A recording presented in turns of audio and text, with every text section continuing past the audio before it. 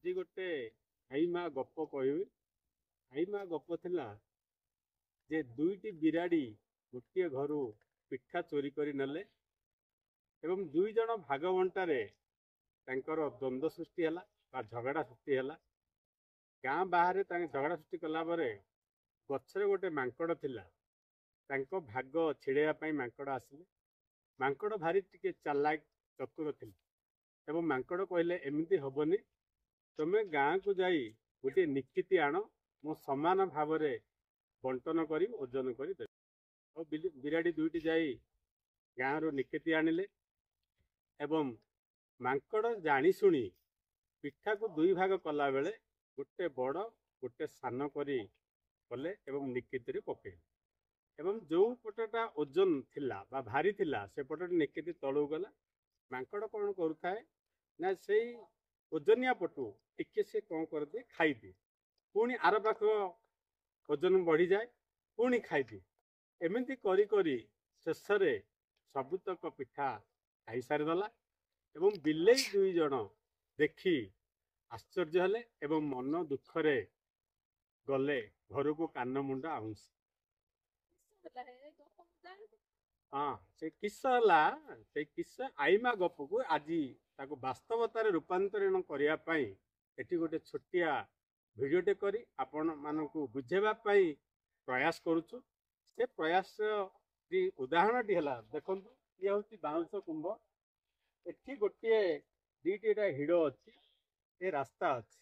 ଏଇ ଦୁଇ ଜଣର ଗୋଟିଏ ବାଉଁଶ କାଟିଦେଲା ପରେ ଏ ପାଖ ଲୋକ ଏଠି ଦ୍ୱନ୍ଦ୍ୱ ସୃଷ୍ଟି ହେଲା ଏବଂ ଗୋଟେ ଝଗଡ଼ା ବି ସୃଷ୍ଟି ହେଲା। ଉଭୟ ପକ୍ଷ ଝଗଡ଼ା ସୃଷ୍ଟି ସମାଧାନ କରିବା ପାଇଁ ଆମର ଆଇନର ସହାୟତା ନେଲେ ଏବଂ ସେ ଆଇନର ସହାୟତା ଥାନାକୁ ଆମର ଗଲେ ଏବଂ ଥାନା ଗଲେ ଏଇ ଯେଉଁ ଦୁଇ ଜଣ ଗଲେ, ଏମାନେ ଆମ ଗଞ୍ଜାମ ଭାଷାର ମାଇ ପିଲା ଦୁଇ ଜଣ ବା ମାଇ ପିଲା ବା ସ୍ତ୍ରୀ ଲୋକ।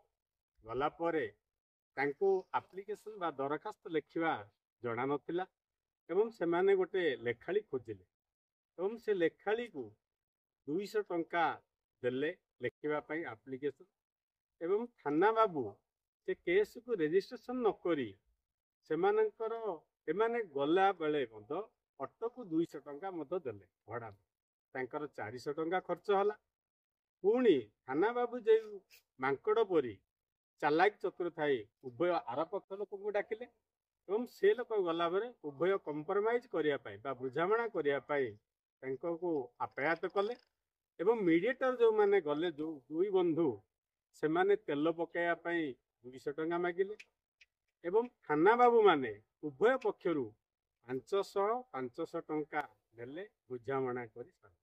ଆମେ ଏଥିରୁ ହିସାବ କରିବା, ଆପ୍ଲିକେସନ ପାଇଁ 200, ଅଟୋ ଭଡ଼ା 200, ପେଟ୍ରୋଲ ଖର୍ଚ୍ଚ 200, 600 ଟଙ୍କା ଖର୍ଚ୍ଚ କଲେ ଉଭୟ ପକ୍ଷ 1200 ଟଙ୍କା ଏବଂ 1200 ଟଙ୍କା ଖର୍ଚ୍ଚ କରିବା ସତ୍ତ୍ୱେ ଏ ବାଉଁଶର ମୂଲ୍ୟ ମାତ୍ର 100 ଟଙ୍କା।